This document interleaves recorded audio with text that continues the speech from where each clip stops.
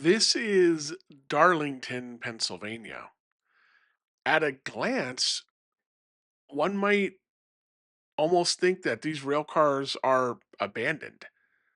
They're not waiting for a train. There's not a mechanical issue. They're not broken down. They've been parked here for over a year, but they haven't been forgotten. In fact, every day these covered hoppers are sitting here at the southern terminus of the Youngstown and Southeastern Railroad. There's a good chance they're making the railroad money. My name is Mark Magana, and this is Railroad Economics, where we explore the business behind the trains.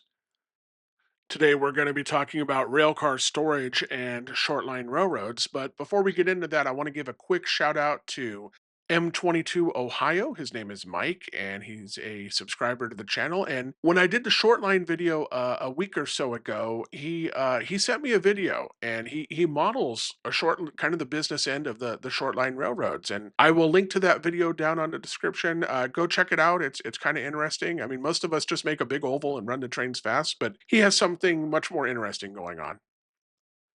When most people think about how a railroad makes money, they picture freight moving from point A to point B. After all, railroads are in the transportation business. But sometimes a railroad gets paid not to move freight. Take these rail cars right here. They've been sitting here for over a year, as far as I can remember, as far as I can tell. They all carry the same reporting mark, SPMX, that is Shell Oil, specifically their polymers division. They appear to be brand new. There's no graffiti or anything on them. And they're occupying this track that otherwise would not be used by the Youngstown and Southeastern. To fully understand and appreciate the situation that is going on here, we need to talk about the Youngstown and Southeastern Railroad for a minute.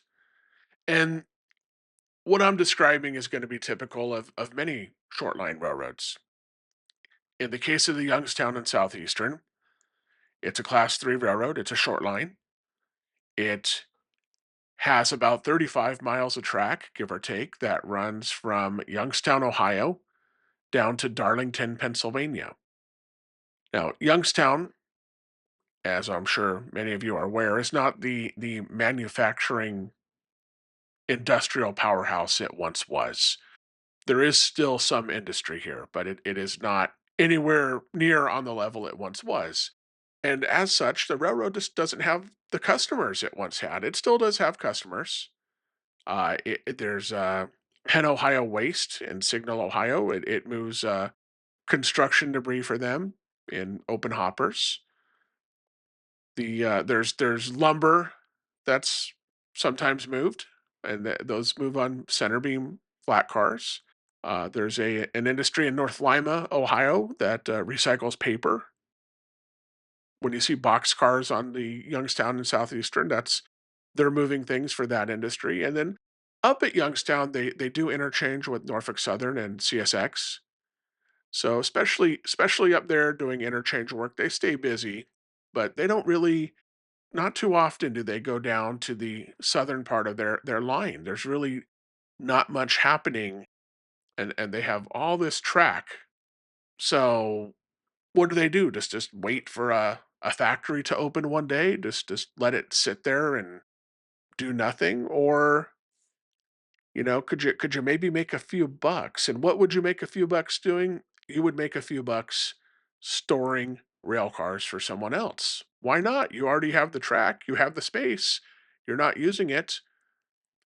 Better to make a few bucks, right? As much as I would like to tell you why these specific SPMX cars are sitting here, I really don't know. When you see cars in storage, sometimes they're between leases. Sometimes it has to do with seasonal demand or just waiting to go back to where they came from until they're needed.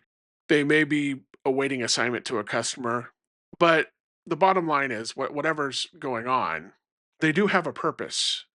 I suspect that Shell is just storing them here until demand picks up for whatever it is they are going to need them for.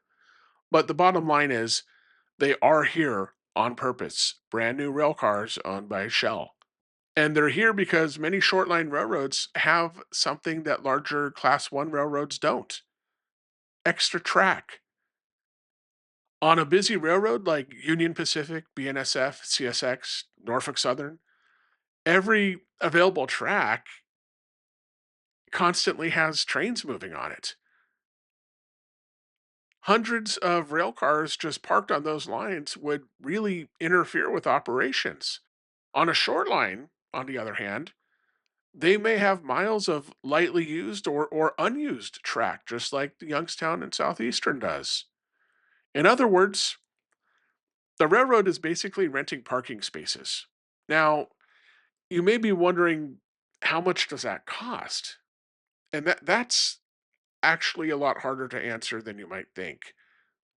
Railroads publish what's known as tariffs, and before you start thinking of international trade or import taxes or Donald Trump, that's not what we're talking about here.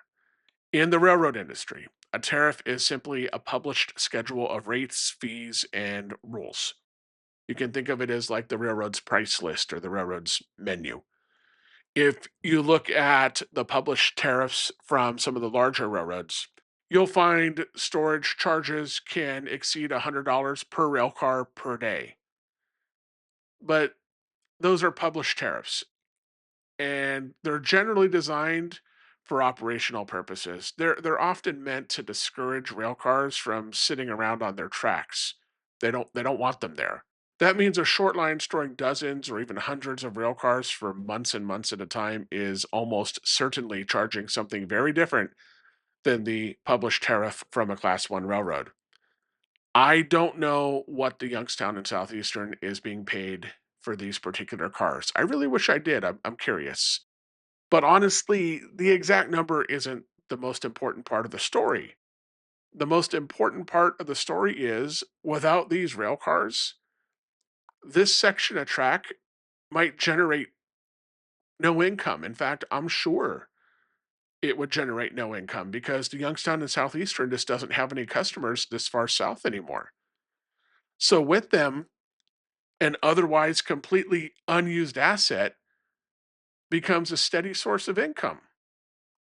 It's a reminder that railroads don't just make money by moving freight.